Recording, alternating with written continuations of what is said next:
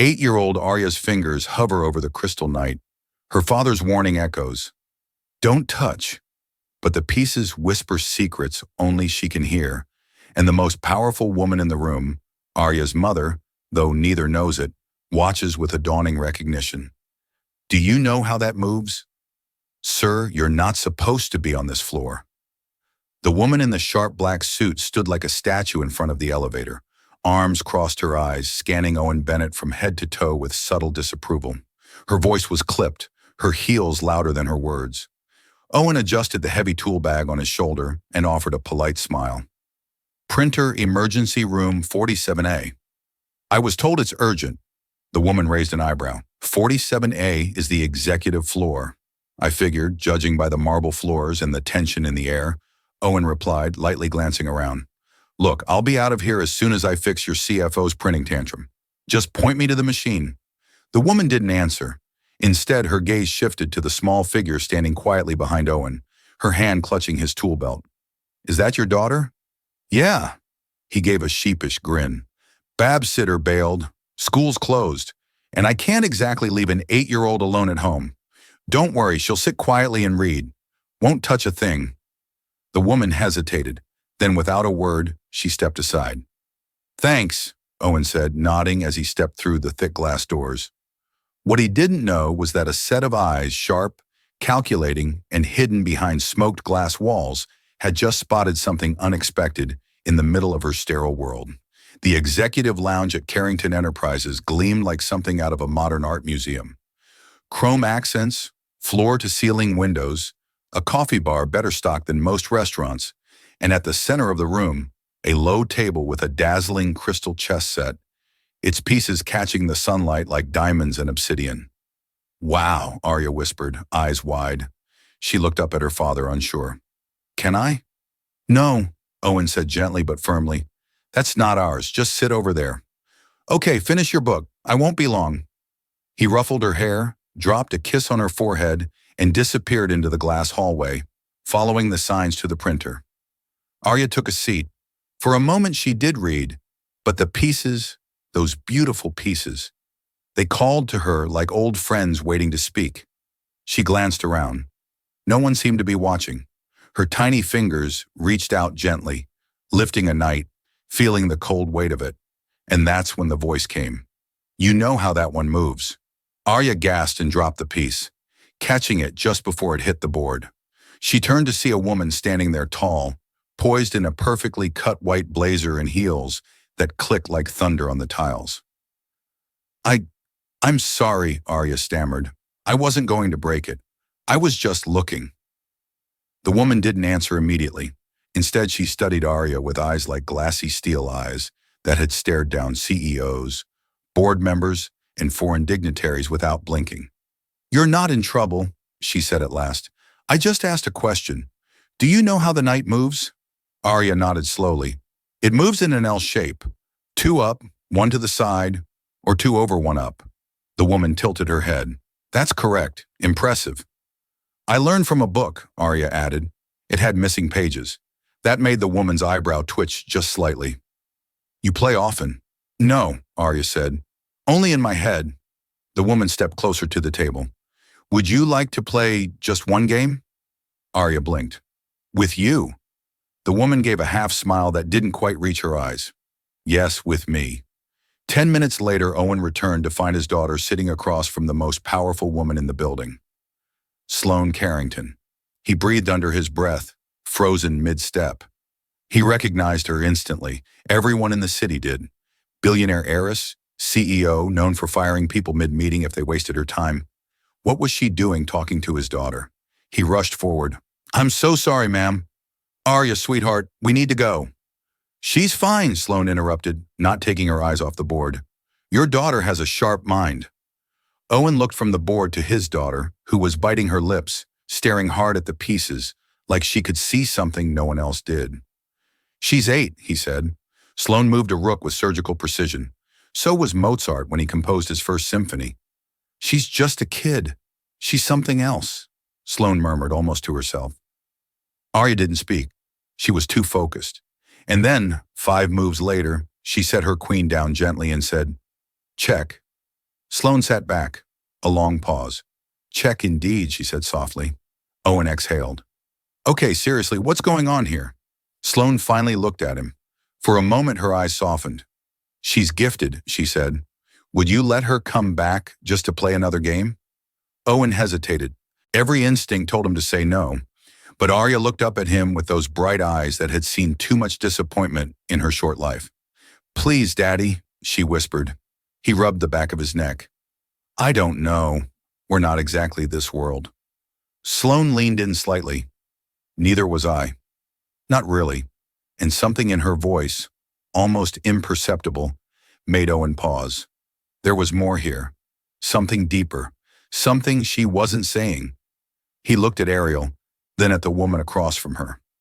One game, he said. Just one. Sloane nodded, but as Ariel turned back to the board smiling, Sloane's eyes remained on her, unblinking, unmoving, like she was staring at something long lost, or someone. And for the first time in years, Sloane Carrington felt something crack beneath her polished surface. Hope, recognition, and something dangerously close to regret. Owen was quiet on the drive home.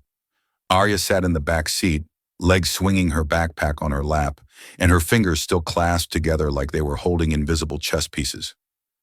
Daddy, she said softly, was that lady mad at me? He glanced at her in the rearview mirror. No, sweetheart. She wasn't mad. She was surprised because I almost beat her. You gave her a real scare. Owen smiled faintly, but she's not the kind of person who gets scared easily. Ariel nodded thoughtfully, then asked, Who is she? Owen sighed. Her name's Sloane Carrington. She's the CEO of Carrington Enterprises. Is that big?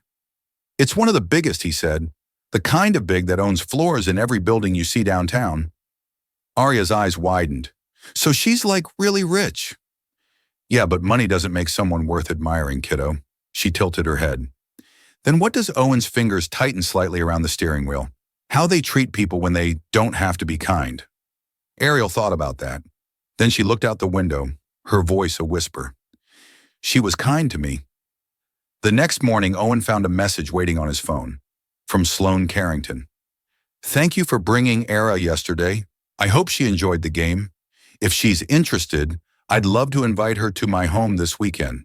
No obligations, just another match. Let me know. Owen stared at the message like it was written in a foreign language. He didn't know what shocked him more, that Sloane Carrington remembered his daughter's name or that she sent a message that didn't sound like a command. He picked up the phone, started typing a reply, deleted it, typed again. Then he walked out into the kitchen where Ariel was buttering toast with way too much enthusiasm. Hey, Ari, he said. That lady from yesterday, she wants to play again. Her face lit up like someone had flipped a switch. Really? She invited you to her house this weekend. Arya blinked. A real house? Like a mansion? Yeah, Owen said. A mansion. She set down her knife carefully. Are you going to say yes? He looked at her. Really looked. There was something about his daughter, this quiet fire that lived behind her eyes. She'd always been different, precise, curious, and alone in a way he never quite knew how to reach. I don't know, he said. It's not our world, baby. But I don't care about worlds, Arya said simply. I just liked the way the pieces felt in my hands. That stopped him cold. She wasn't chasing luxury. She was chasing joy. And what kind of father would he be if he stood in her way? Sloane Carrington's estate looked more like a private museum than a home. The gates opened silently. The driveway curved past manicured lawns and a fountain taller than their apartment building sparkled in the midday sun. Owen parked his aging sedan beside a row of black luxury cars and tried not to think about how out of place they looked. He reached for Arya's hand, but she was already out of the car staring at the house with her mouth slightly open. Is this even real? She whispered. He chuckled. Feels like a movie set, huh? But Sloane was real enough when the grand oak doors opened. She stood there in a navy blue blouse, hair pinned up, no makeup, just eyes that scanned them carefully before softening. I'm glad you came, she said. Her voice was gentler today. Didn't feel like I had much choice, Owen muttered. Someone offers my daughter a game of chess in a palace. Kind of hard to say no. I'm not trying to impress her. You don't have to. Their eyes locked for a moment. There was tension, but not unkind. Just history that hadn't been written yet. The game was set in a sunroom filled with books, soft light, and glass walls looking out onto the sea. The chess set was even more magnificent than the one at Carrington HQ. Gold leaf inlays, hand-carved pieces from Italy. But Arya didn't notice any of that. She sat down, folded her hands, and waited. Black or white? Sloane asked. White. Arya smiled. Always white. I like starting things. They played in silence for the first 5 moves. Then Sloane said softly, You see the whole board before you move, don't you? Arya nodded. It's like the pieces talk. Not out loud. Just they want to be somewhere. And how do you know where that is? I don't, she said. I just feel it. Sloane sat back. Her throat tightened and she looked away quickly. Your daughter, she said to Owen, who stood nearby, watching, is exceptional. She's just Arya, Owen replied. She thinks in patterns. Always has. You ever get her tested? For giftedness?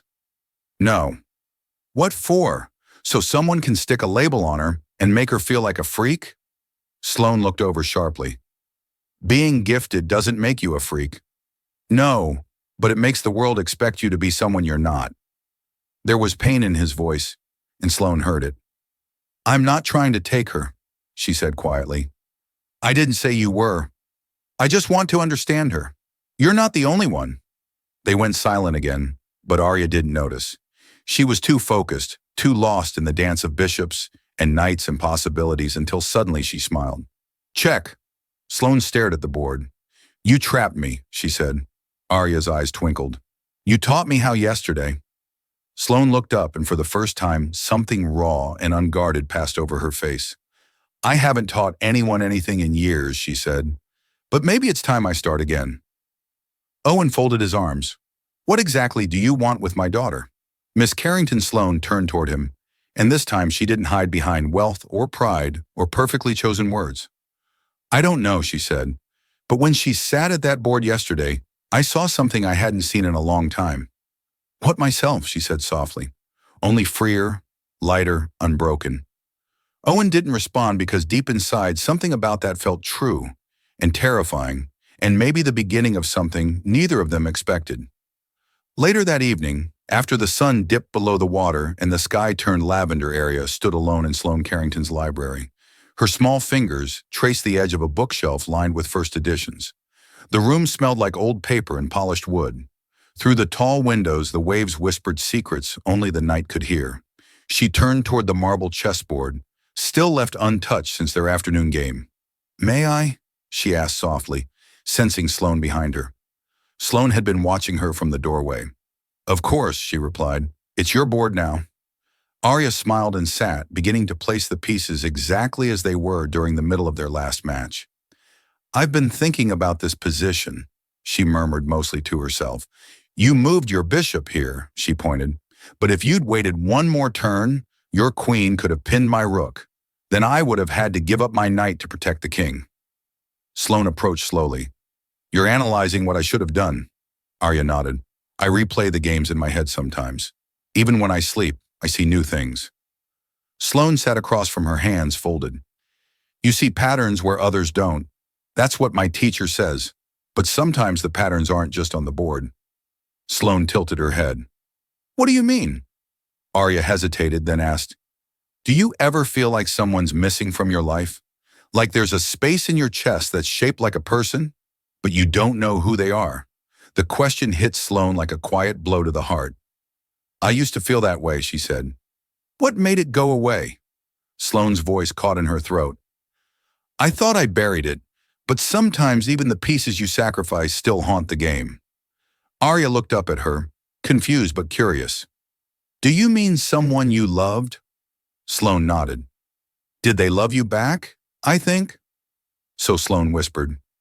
But I didn't let them stay long enough to prove it. The silence stretched between them. Then Arya asked a question that neither of them expected. Do I remind you of her? Sloane blinked. What? The person you lost? Sloane looked into the girl's face. So young, so brave, and yet holding something impossibly ancient behind her eyes. "You remind me of someone I was too scared to become," Sloane said quietly. Arya smiled a little sad. "My dad says bravery isn't loud. It's quiet. It's when you show up anyway." Sloane swallowed hard. "Your dad's a wise man." "He's the best man I know," Arya said proudly, "even if he doesn't own a mansion." And that was the moment Sloane realized just how little her wealth meant in that room. Downstairs, Owen stood in the Carrington kitchen with a glass of water in his hand, staring at the walls lined with chrome and silence. It was too clean, too perfect, like no one had ever truly lived in it. "Do you ever cook in here?" he asked when Sloane came down to join him. She leaned against the counter. "Not unless it comes in a box labeled reheat." He gave a dry chuckle. "Figures." Sloane hesitated. "She's remarkable, Owen. I wasn't exaggerating earlier." "I know. She sees the board like an architect. She doesn't memorize, she understands." "That's rare. No one taught her that." "No," he said. "Not unless you count rainy days in my old chess book from college." "You used to play." "Yeah," Owen said. "Back when I had the time to lose." Sloane looked at him. "What did you give up?"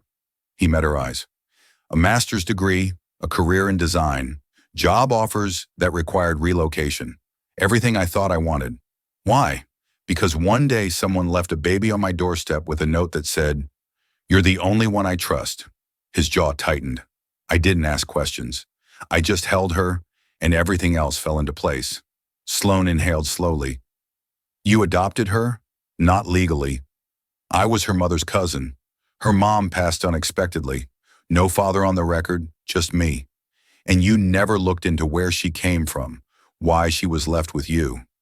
"She was a baby," Owen said, "and I was the only thing standing between her and the system. I didn't care where she came from. I only cared where she'd go." Sloane was quiet for a long time. Then she whispered, "And yet here she is, in the one place she was never supposed to find." Owen stiffened. "What do you mean?" Sloane turned away, biting her bottom lip. "I've seen those eyes before," she said finally, "in a mirror. 8 years ago." Owen's voice dropped. "Sloane, what are you saying?" But before she could answer, Arya appeared at the top of the stairs. "Daddy," she called, her voice light, "can we go now?" "Yeah, baby," Owen replied, forcing steadiness into his voice. "Get your coat." Sloane didn't move. Her hands trembled on the marble counter. "You were going to tell me something," Owen said low and firm. Sloane glanced up, eyes wet. "Not tonight. Not yet." He stared at her. "I don't play games with people's lives, Miss Carrington. And I don't play games I can't win," she whispered. They locked eyes.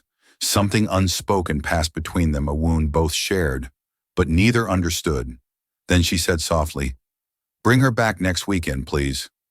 Owen nodded once, but as they stepped out into the cool night air, Arya looked back. Sloane stood at the window, unmoving, watching, and in that moment, Arya didn't know why, but she felt like she had just left a place she'd once belonged to, long, long ago. Sloane Carrington never did anything without a reason. Every move she made in business was calculated, timed, and weighed. She didn't believe in accidents, only consequences. But as she sat alone in her private office, staring at the manila envelope on her desk, even she couldn't pretend she had expected this. She picked it up slowly. Inside, a single-page DNA result stamped with a corporate logo and a barcode. At the top, sample Ara Bennett. Below that sample, be Sloane Carrington. At the bottom, in bold black letters, probability of maternity 99.998%. Sloane dropped the paper like it burned her fingers. 8 years of silence. 8 years of pretending she had made peace with her decision. And now the truth was staring back at her with Arya's eyes. 9 years ago. She hadn't meant to fall in love. Not with Jameson, not with the idea of a family, and certainly not with the fragile flutter in her belly when the test turned positive. But her father, the late Harold Carrington, had called it a scandal. Unmarried, pregnant, with a man who writes music for a living. What kind of legacy is that she'd tried to fight, but Jameson left broken by her hesitation? And when the pressure became unbearable, her family's lawyers had stepped in. "We'll handle it," they said quietly. "She'll be adopted by someone trustworthy. No media, no mess. Sloane had signed the papers with tears on her cheeks and ink on her fingertips, and then spent the next 8 years pretending she hadn't made the biggest mistake of her life, until Arya sat across from her, moving chest pieces like they were old friends. And the eyes, God, the eyes. The same storm gay color that stared back at her in the mirror every morning. Sloane pressed her palms against her face and whispered, "What have I done?" At the Bennett apartment, Owen was rewiring a bedside lamp with one hand while helping Arya with a crossword puzzle with the other. "You know the capital of Wyoming?" he asked. Cheyenne, Arya said instantly. He looked at her. "How do you know that I read your old atlas last week?" "Of course you did," he muttered, smirking. "Anything else I should know about?" "Are you secretly learning calculus while I sleep?" She shrugged. "It's kind of boring," he snorted. But as she leaned back against the wall, something flickered across her face. Quiet, thoughtful. "Daddy." "Yeah. Do you think I'm weird?" He turned fully toward her. "Where did that come from? People at school don't understand me, even my friends. Emma said I talk too much about chess and patterns. And one time she asked me if I was from space." Owen set down the screwdriver. "Come here." She scooted over, and he wrapped an arm around her shoulders. "Arya, listen to me. The world will always be a little afraid of people who see it differently. That doesn't make you weird. It makes you special." She leaned her head on his chest. "Ms. Carrington doesn't think I'm weird." He tensed slightly. "She said I remind her of someone she lost." Owen didn't answer right away. "What if she wants to keep me?" Arya asked quietly. His voice was steady, but his heart stung. "You're not something people keep, baby. You're someone people earn." That night, long after Arya fell asleep, Owen dug through the old shoebox in the closet, the one with the letters, the birth record, the adoption forms that were never quite official. He pulled out the only photo he had of Arya as a baby.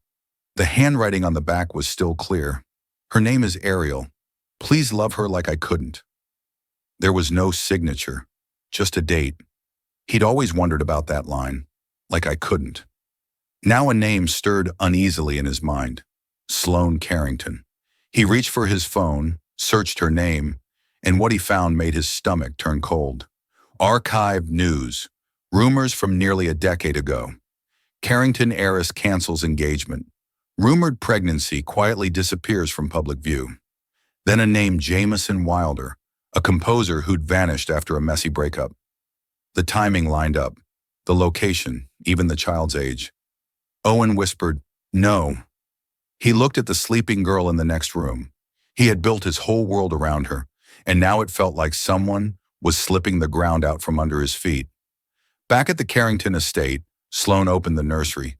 The room had never been used. Her housekeeper had once asked about it. "Just leave it," she'd said. "It's no one's room." But now she stepped inside for the first time in years. The pale wallpaper was untouched, the crib still assembled. A single stuffed bear sat on the shelf.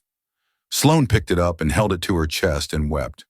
Not just for what she'd lost, but for what might never be hers again. The next morning she stood by the window as her assistant entered.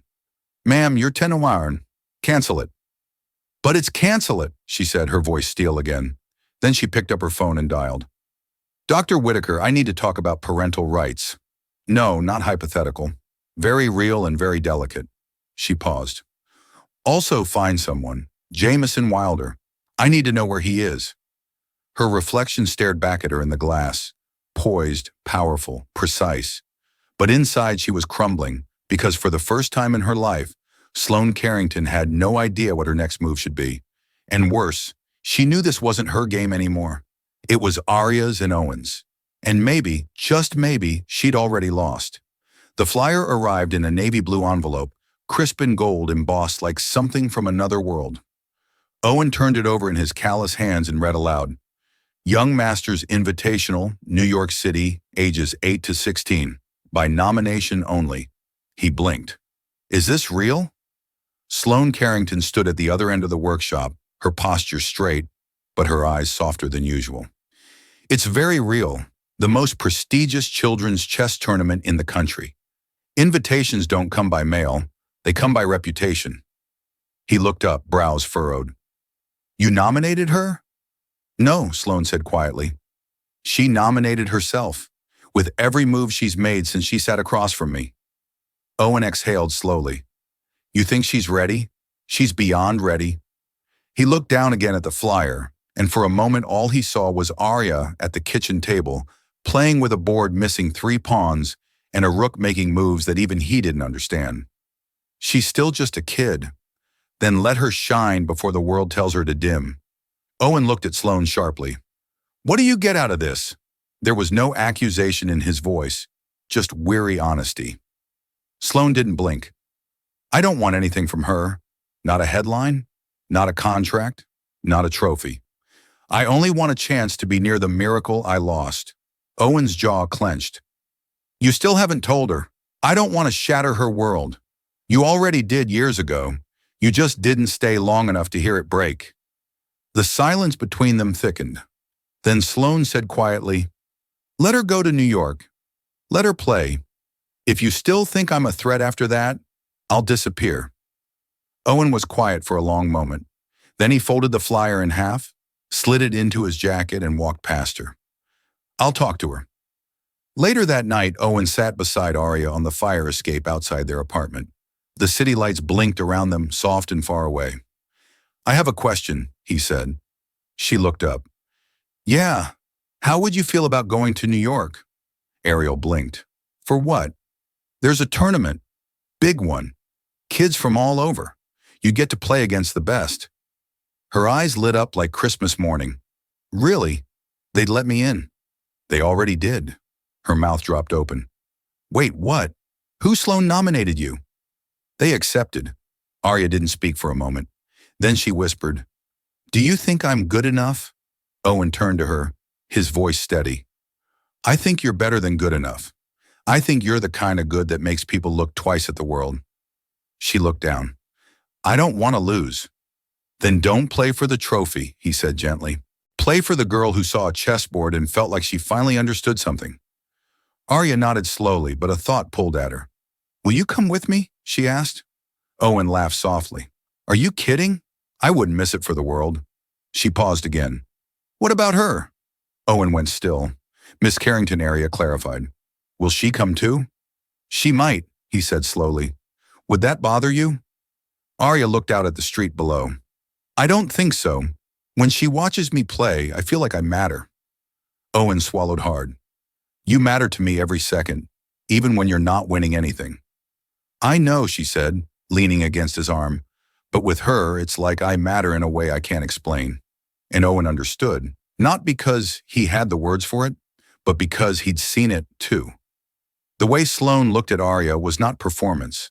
It was grief, recognition, and something that looked too much like love to ignore. They flew to New York 3 weeks later. The tournament was held in a marble-floored atrium at the Manhattan Grand Hotel. Crystal chandeliers hung from the ceiling like frozen fireworks, and rows of pristine chessboards gleamed beneath velvet ropes. Kids in blazers, coaches with clipboards, parents with nerves and money, and in the middle of it all, Arya Bennett in sneakers and a hoodie, eyes wide, fingers twitching with anticipation. Sloane arrived just before the first match. She wore no makeup, just a charcoal coat and a quiet look that made Owen pause. You came, he said. I said I would. Arya spotted her across the room and waved. Sloane hesitated, then raised a hand back. Her voice trembled. She looks happy. She is, Owen said, and terrified and focused and full of hope. Like a warrior, she whispered. Owen nodded like someone who's never had the luxury of being small. They stood in silence together as Ariel sat at her board for round 1. Her opponent was 12, confident, smirking, but 10 minutes into the match, that smirk faded. Sloane leaned toward Owen. She's setting a trap. Owen nodded. Knight to c5. Sloane's eyes widened. How did you? I've played that move 1,000 times at our kitchen table. Sloane looked at him differently then, not with competition, with awe. She gets it from both of us, she said softly. Owen didn't reply, but inside something cracked open, a possibility he hadn't allowed himself to consider. Not yet. Arya won the match in 34 moves, and as she walked back toward them, holding her first tournament ribbon in both hands, She beamed. I did it, she said. I really did it. Sloane crouched down to meet her at eye level. You did, she said, voice husky, and I've never seen anything more beautiful. Arya blushed. Thanks. Sloane looked like she wanted to say more, but Owen stepped forward. And for the first time ever, Sloane stepped back. She understood. Some games you don't play to win. You play to honor the pieces that got you here and to wait. Just wait until the board is ready. Rain lashed against the hotel windows like the sky had something to grieve. Inside the tournament hall, the air was thick with whispers and tension. Arya sat still, her palms flat on her knees, eyes fixed on the board in front of her. Across from her sat her next opponent, Mateo Rivera, 10 years old, a national junior finalist from Miami. Sharp, fast, precise. He'd already beaten two of the top-seeded players, and he played like he had something to prove. Owen stood in the viewing area, hands in his pockets, heart pounding with every ticking second of the game clock. Sloane stood beside him. Her arms were crossed, but her knuckles had gone white. She's nervous, Owen said softly. She's focused, Sloane replied, but even she didn't believe it completely. Arya's fingers hovered over her queen. She looked at the board like a painter staring at a canvas mid-stroke, uncertain whether the next line would ruin everything or make it magic. Then she moved. A risky exchange. A sacrifice. Mateo didn't flinch. He pounced. Within 10 moves, Arya was on the defensive. Sloane leaned forward. That wasn't like her. She didn't see the second pin, Owen murmured. She's off today. 20 minutes passed. Arya's position worsened. And then, checkmate. The word fell like a stone. Arya stared at the board, her mouth slightly open. She didn't speak. She didn't move. Mateo reached across the board respectful. Good game, he said. Arya blinked, nodded, shook his hand, but her grip was limp. She stood slowly, her ribbon slipping from her lap to the floor without her noticing. Owen met her halfway, crouching down to her level. Hey, he said gently. You okay? She looked at him with eyes brimming but dry. I lost. I know. I didn't see the fork. I thought I had it. You made a bold play. You took a chance. That's what champions do. Arya's voice trembled. Champions win. Owen placed a hand on her shoulder. No. Champions get back up. She shook her head. I don't want to talk right now. Sloane approached quietly. Sweetheart. Arya turned her face away. Please don't. Sloane froze mid-step, a wound flickering across her expression, raw and visible. She stepped back. Owen mouthed later and guided Arya out of the tournament room. They sat in their hotel room with the curtains drawn. Arya curled into the corner of the couch, arms hugging her knees, staring out the rain-covered window like the answers might be hiding in the clouds. Owen sat across from her with 2 mugs of hot cocoa untouched. He didn't speak for a while. Sometimes silence was the only rope that could pull a child back across the gap. Finally, Arya whispered, I disappointed you. Owen sat forward. Why would you say that? Because I didn't win. Everyone expected me to.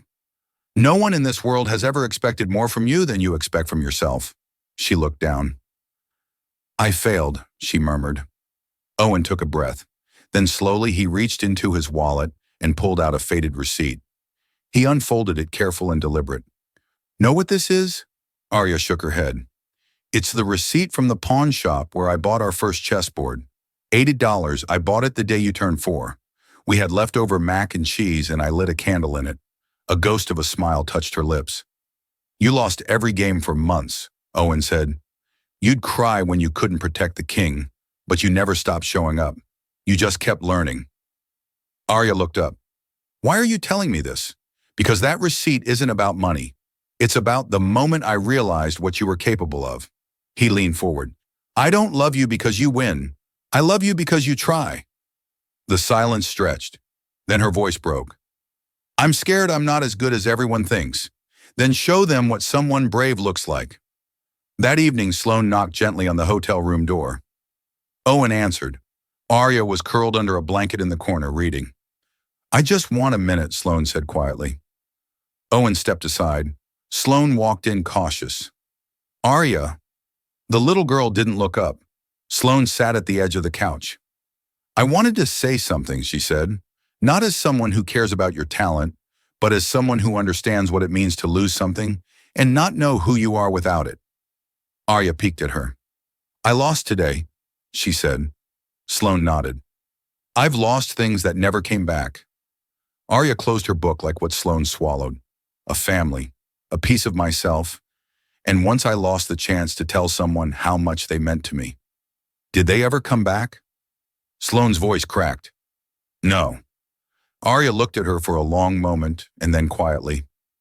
I'm not mad at you. I was just embarrassed.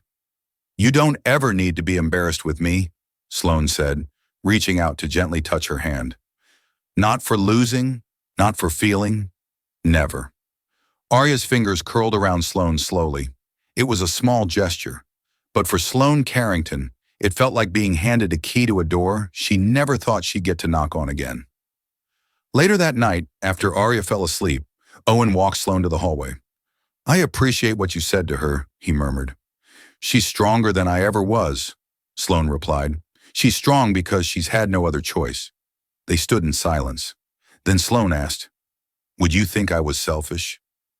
If I told her the truth someday, Owen didn't look away, I'd think you were human. She nodded. But not now, he said. Let her play the next round with a clear head. Let her be a child before the world tells her who she belongs to. Sloane's voice was soft. Do you think she'd forgive me? Owen paused. She forgives people easier than I do. She managed a faint smile. Noted. As she turned to go, he added, Sloane. She looked back. Thank you for showing up. And for once, Sloane Carrington didn't answer with words. She just placed her hand over her heart, nodded, and walked into the quiet dark of the hallway, carrying something heavy, but finally real. The New York skyline shimmered under a velvet night. Up on the rooftop terrace of the Grand Manhattan Hotel, the world below felt far away, like something you could fold into a pocket if you held still long enough. The wind was cool but not cold. The stars, blurred by city lights, still flickered stubbornly. Owen stood at the edge of the terrace, both hands on the stone railing, staring out at nothing. He heard the door open behind him, then footsteps, then silence. He didn't turn around. You waited long enough, he said. I thought maybe you'd let the truth rot in your throat. Sloane stepped beside him. She didn't speak. Not yet. I know, Owen said, his voice tight. I've known for a while now. Her eyes dropped to the floor. Her eyes, he continued. Her hands, the way she sees the world in structure and shapes, but feels it with a softness most people forget how to carry. He finally looked at her. You gave that to her. Sloane's voice was barely audible. I don't deserve the credit. No, you don't, Owen said plainly. But you deserve the truth, and so does she. A long beat passed. Then Sloane whispered, I was 28, fresh out of grad school. My father had just handed me a seat at the board, and then I got pregnant. She exhaled like something broke inside her. He told me if I didn't make it disappear, the board seat would. Owen stayed quiet. He let her say it. He didn't flinch. I tried to keep her, she said. I fought, but the world I lived in, it wasn't built for softness. It rewarded silence, obedience, control. Her voice cracked, so I signed the papers. I told myself she'd be better off not knowing me, that I'd only ruin her. And then Owen asked, I watched her grow up on newsprint scraps and old regret. I didn't know who had her, not until I saw you walk through those elevator doors. Owen stared at her for a long, cold moment. You could have told me then. I was terrified you'd shut the door. He looked back out at the city. I almost did. But you didn't, Sloane said softly.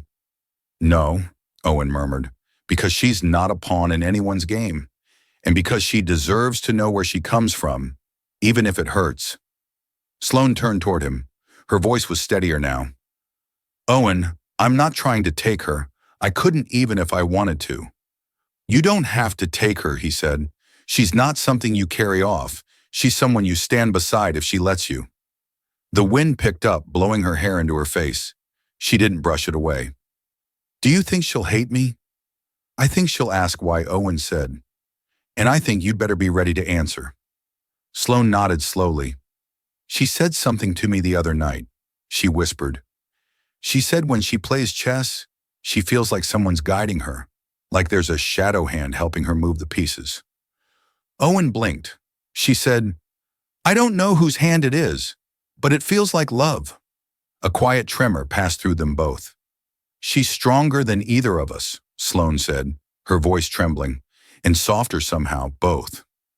That's because she was raised in two worlds, Owen replied. One that forced you to choose between power and love, and one where love was the only thing we had. He looked at her, and something in his eyes softened. I don't hate you, he said.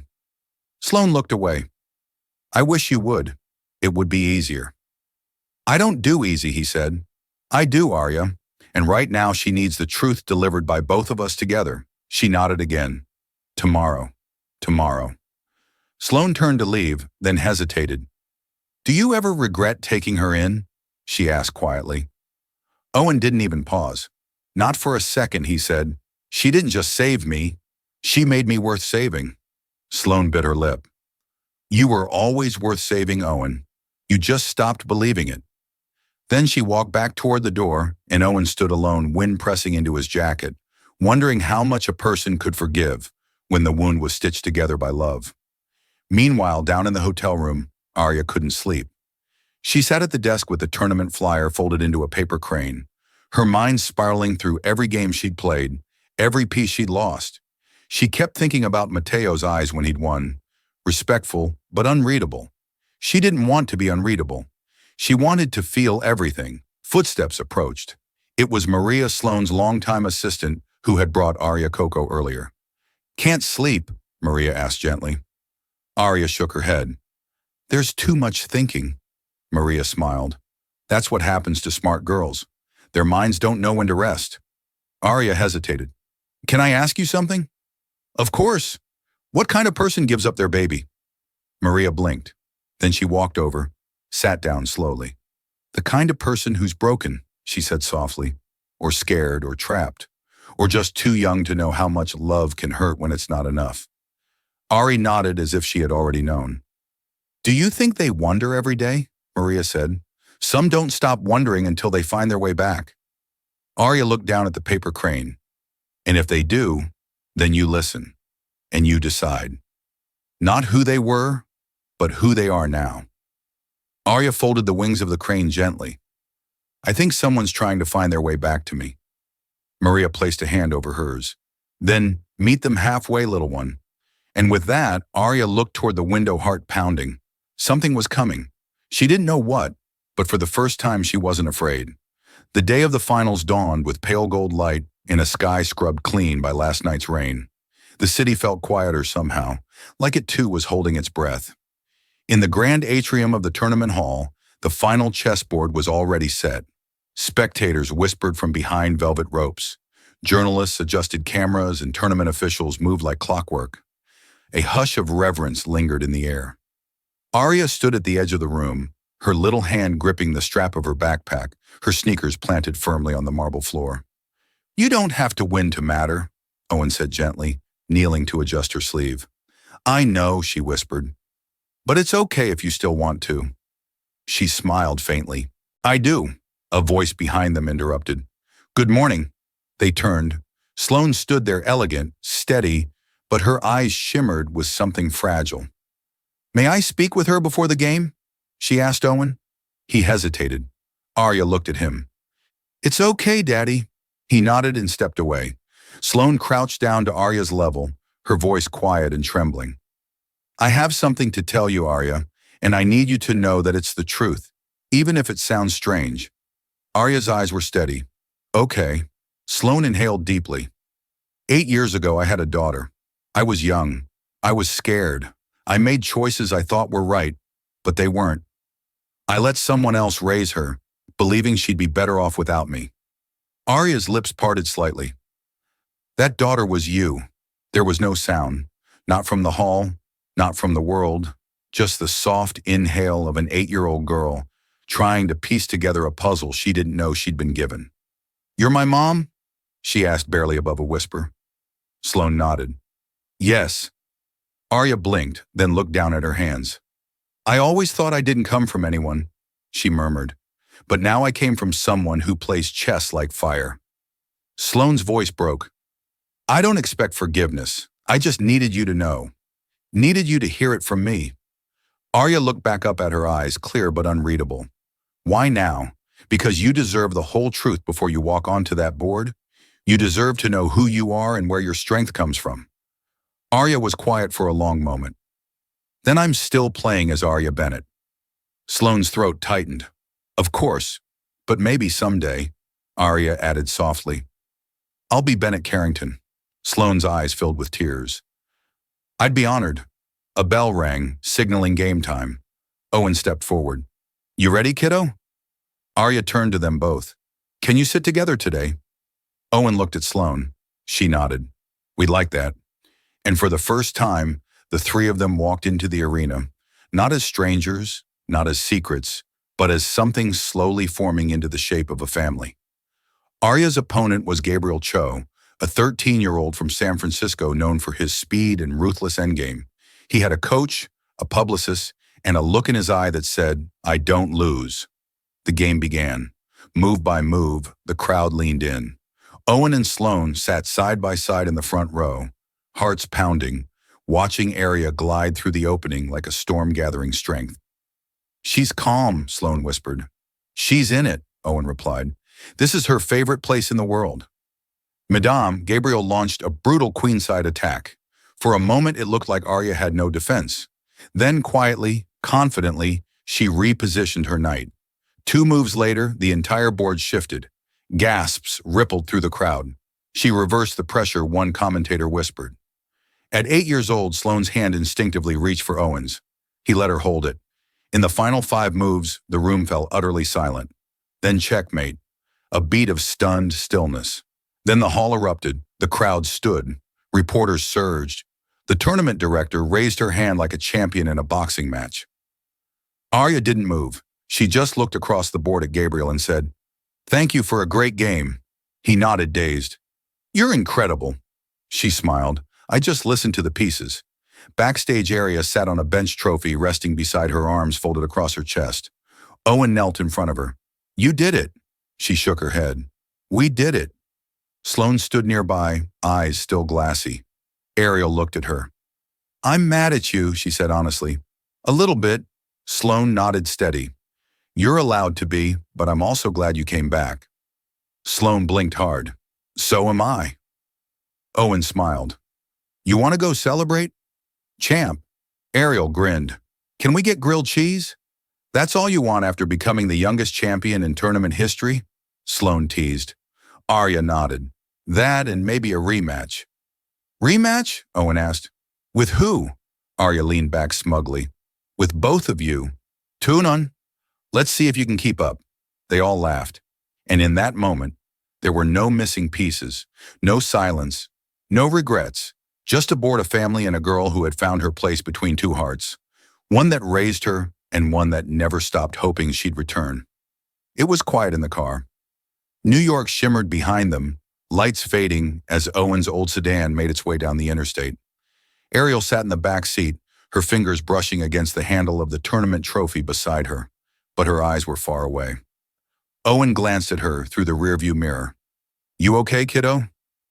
She nodded, but she didn't speak. They had passed 3 exits before she said softly, Daddy, can I ask you something? Owen turned down the radio. Always. She hesitated. If I have 2 people who love me, who's my real mom? His hands tightened on the steering wheel. He slowed the car, then took the next exit and pulled into a quiet rest stop, parking under a flickering street lamp. He turned around in his seat to face her fully. That's not a simple question, Arya. I know, she whispered. He took a breath. Let me tell you something, and I want you to really hear it. Can you do that for me? She nodded. You were born from Sloane's body, but you were raised by my heart. You have 2 people who would walk through fire for you, and that doesn't mean you have to pick one. Love doesn't ask you to choose sides. It asks you to open both hands. Arya blinked back tears. But it feels like I'm in the middle of something that happened before I was even here. Owen reached for her hand. You're not in the middle. You're the reason both sides are finally meeting. She swallowed hard. Do you think she gave me away because she didn't want me? No, he said firmly. She gave you away because she didn't believe she was strong enough to keep you. And that's not the same thing. Would you have kept me if you knew she was my mom? Owen smiled softly. I didn't care who your parents were, Arya. The day I held you in my arms, you became mine. That's the only truth I've ever needed. She looked down at her lap. She said she doesn't want to replace you. She couldn't if she tried, Owen said, and I wouldn't try to erase her either. Arya looked up at him, eyes wide. So is it okay if I start calling her mom? His throat tightened, but he nodded. It's okay, he said, as long as you never stop calling me Dad. She reached out and took his hand. Never, she said, and just like that, the space between them felt whole again. Back at the Carrington estate, Sloane stood in the nursery, not the cold, unused one from years ago, but the new space she'd renovated just last week, a sunlit room with soft bookshelves, a writing desk, a chessboard in the corner, and a reading nook by the window, a place made for growth, not guilt. She was setting a framed photo of Arya's tournament win on the shelf when Maria entered with a tray of tea. She's sleeping at Owen's tonight, Maria asked gently. Sloane nodded. I didn't want to rush her. I want everything to move at her pace now. Maria set the tray down and crossed her arms. You know, I used to think you were the coldest woman I'd ever worked for. Sloane gave a tight smile. I probably was. But watching you look at that girl. Maria paused. I've never seen your face like that, like you're breathing for the first time in years. I am, Sloane admitted, but it's terrifying. What if I don't know how to be a mother? What if I mess it all up again? Maria sat beside her on the window bench. You will mess it up. All parents do. But you love her, and that's the only thing worth getting wrong 100 times until you get it right. Sloane blinked back tears. She said she might call me Mom someday. And you're still standing here instead of crying into your $500 blouse. I cried already twice. Maria laughed. You're going to be just fine. She said that weekend Arya returned with a duffel bag, her trophy, and a new look in her eyes. Owen walked her up the Carrington driveway hand in hand. At the door, Sloane greeted them with a soft smile. Hi, she said.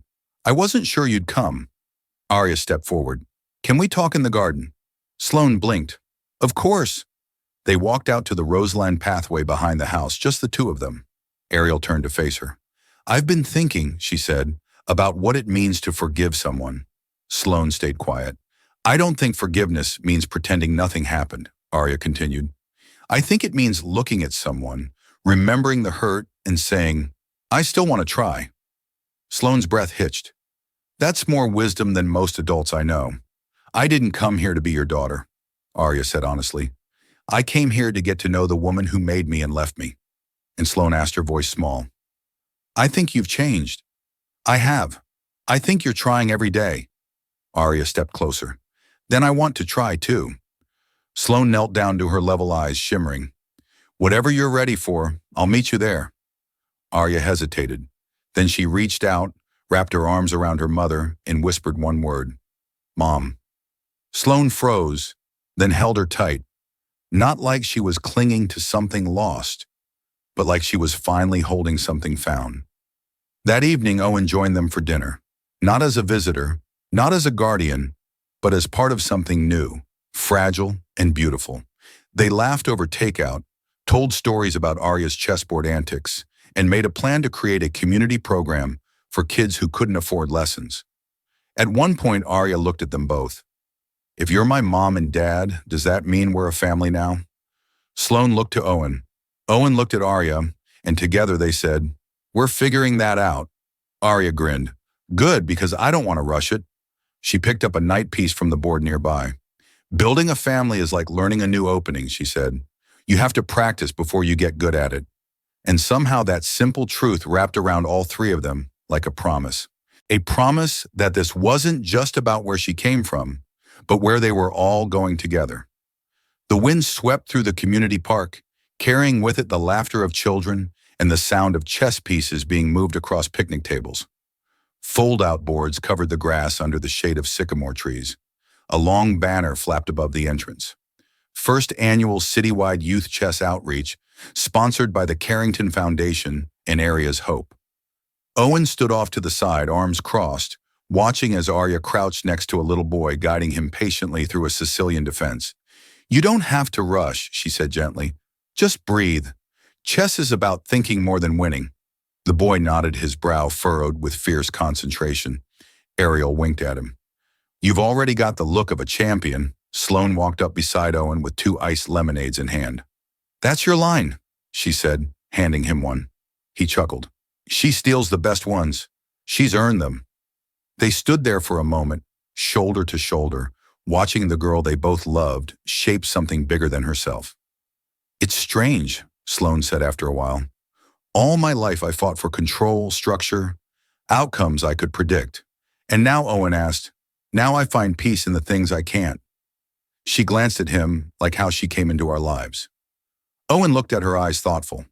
"You know, if someone had told me a year ago I'd be running a non-profit chess clinic with a billionaire CEO and an 8-year-old prodigy, I'd have asked them what they were drinking."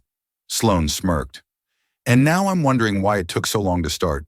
Their conversation was interrupted by applause. Arya stood and gave the boy a high five. He beamed with pride. Then she turned, catching their gaze. She ran toward them, ponytail swinging, and threw herself into Owen's arms. "You saw that?" she asked, grinning.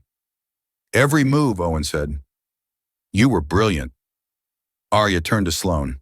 "He told me he was scared of playing because he's not smart enough. So I told him what you told me once." Sloane raised an eyebrow. "What's that?" Arya took her hand. "That bravery is smarter than fear." Sloane's eyes shimmered. She knelt down and pulled Arya into a hug. "You've turned into someone I would have looked up to as a child." Arya giggled. "You can still look up to me now?" "I do." They all laughed, and for a moment the world stood still in its quiet joy.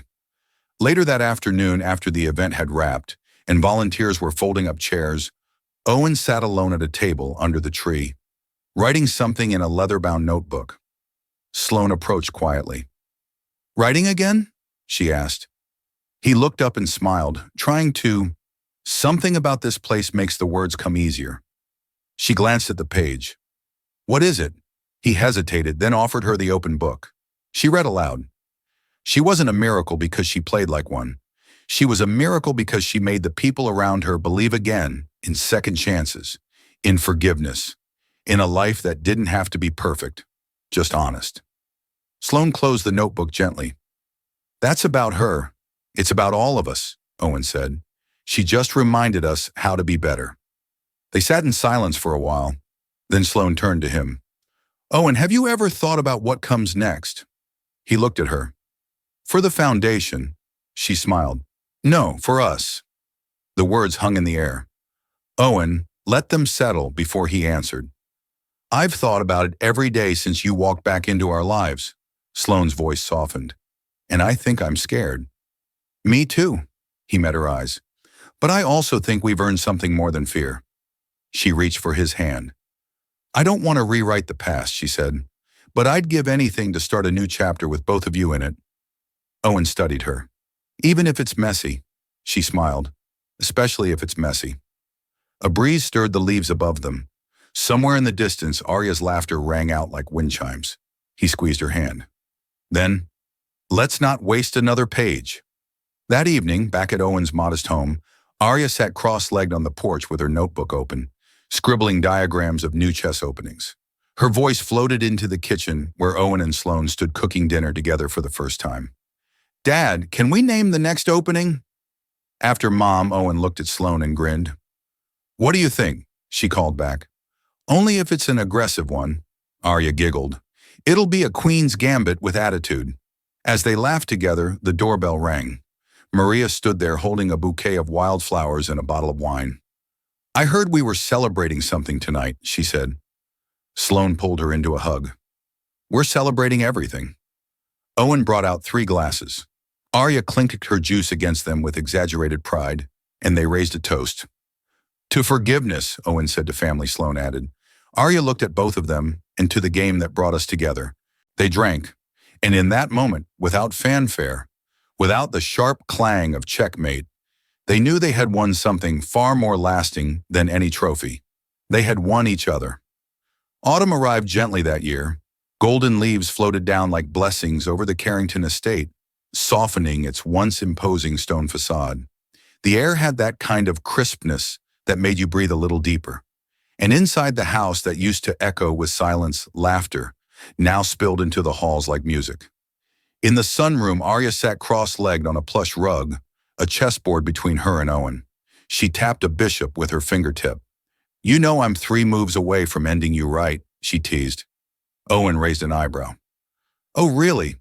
You sound awfully confident for someone who just sacrificed her queen." She grinned. "That's not a loss. That's a distraction." Spoken like a true Carrington, Sloane called from the doorway, holding 3 mugs of hot cocoa. Ariel lit up. "Extra marshmallows." Sloane winked. "A mountain."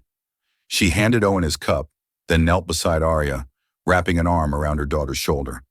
The girl leaned into the embrace like it was second nature now, because it was. "I was thinking," Arya said, eyes twinkling, "maybe we could write a book about all of this." Sloane tilted her head. "All of this?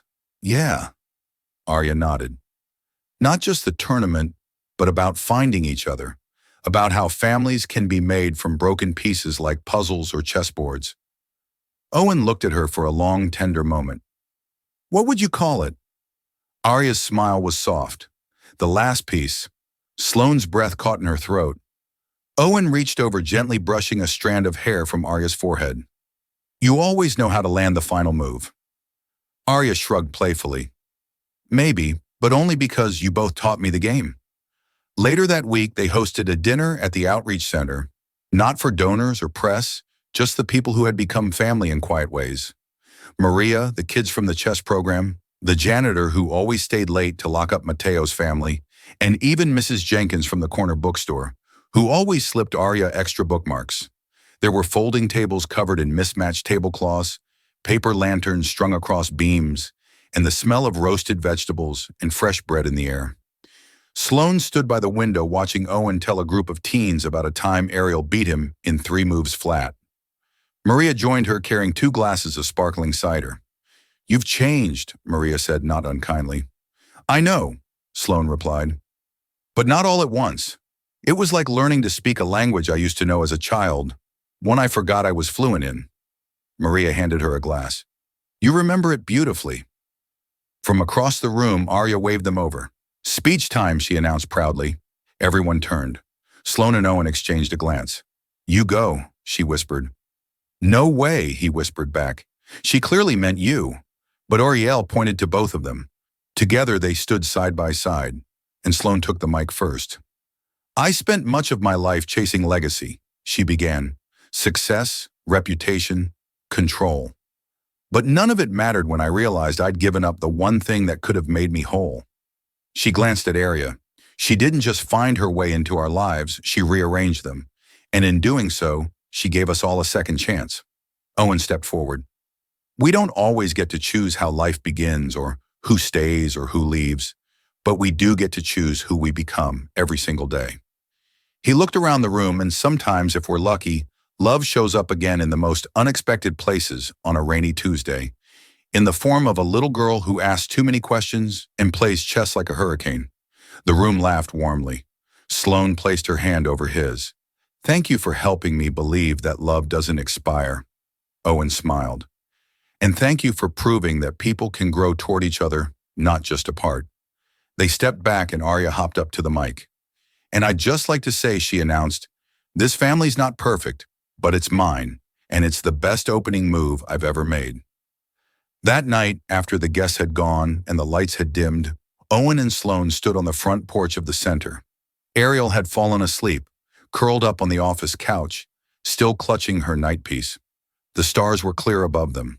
No board, no audience, just quiet. "Do you ever think about what would have happened if we never met?" Sloane asked softly. "All the time," Owen replied. "But then I remember something Ara said the other day." "What's that?" He turned to her. She said, "The best games aren't about crushing your opponent. They're about finding the ending that feels like it was always meant to be." Sloane leaned her head on his shoulder. and this feels meant to be. He nodded more than anything in my life. They stood in silence, breathing in the moment, and in that silence, something settled. Not like a final move, but like the beginning of something that no longer needed to be defended or explained.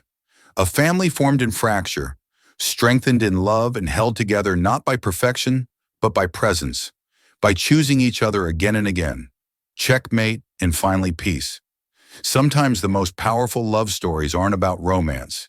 They're about redemption, about a father who never gave up, a mother who found her way back, and a little girl who became the bridge between two broken hearts. If this story touched you, we'd love to hear where you're watching from. Drop a comment below. Whether you're from a small town or a big city, your presence here means the world to us.